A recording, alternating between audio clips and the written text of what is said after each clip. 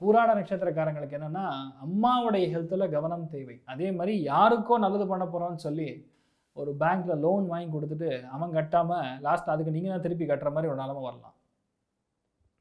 நமக்கு தெரியாது. இது எல்லாமே ஆஃப்டர் ஏப்ரலுக்கு அப்புறம். ஏப்ரல் முன்னாடி வரைக்கும் உங்களுக்கு கண்டிப்பாக வந்து மற்றவர்களால் லாபம் ஜாஸ்தி. உங்களுக்காக லாபம், உங்களுக்கு என்று நீங்கள் உழைக்கிறதோட மற்றவர்களால் நமக்கு லாபங்கள் கொடுக்கும். யாரோ ஒருத்தர் சப்போர்ட் பண்ணுவாங்க, ஹெல்த் பண்ணுவாங்க. நீங்கள் பார்த்தீங்கன்னா திருப்பதி போகணுன்னு நினைப்பீங்க. யாரோ ஒருத்தர் வந்து என்கிட்ட 2வது டிக்கெட் இருக்குது, இன்னொரு டிக்கெட் போட்டேன், என் வைஃப் வரலான்னு சொல்லிட்டாங்க, மச்சான் போகலான்னு சொல்லி உங்களையும் சேர்த்து திருப்பதி தூக்கிட்டு போயிடுவான்.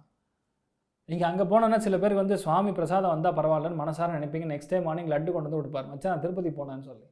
இந்த மாதிரி விஷயங்கள்லாம் பூராட நட்சத்திரக்காரங்களுக்கு இயல்பாக நடக்கும். அதாவது பொதுவாகவே பூராட நட்சத்திரக்காரங்க பயங்கரமான ஒரு ஆக்கர்ஷண சக்தியை மிக அதிகமாக பெறக்கூடிய ஒரு ஸ்தானம் 2026 இருக்குது. நேர்மைனா நேர்மை, அப்படி தான் இருக்கணும், அப்படி தான் நான் இருப்பேன்னு சொல்லி பூராட நட்சத்திரக்காரங்க ரொம்ப ஸ்ட்ரெயிட் ஃபார்வர்டாக இருப்பீங்க. காதல் கைகூடும். நிறைய பேருக்கு இந்த மனக்கவலை கிளியர் ஆகும். நிறைய பேர் காணாமல் போயிருக்கக்கூடிய லேண்ட் டாக்குமெண்ட் திரும்பி கிடைக்கும். வீட்டிலேருந்து திருட்டு போயிருக்கக்கூடிய நகைகள் எது இருந்தாலும் சரி, எவன்டா அவன் எடுத்துகிட்டு போனவன்னு சொல்லி கண்டுபிடிச்சிருவீங்க. அதெல்லாம் பூராட நட்சத்திரக்காரங்களுக்கு யோகத்தை கொடுக்குறது.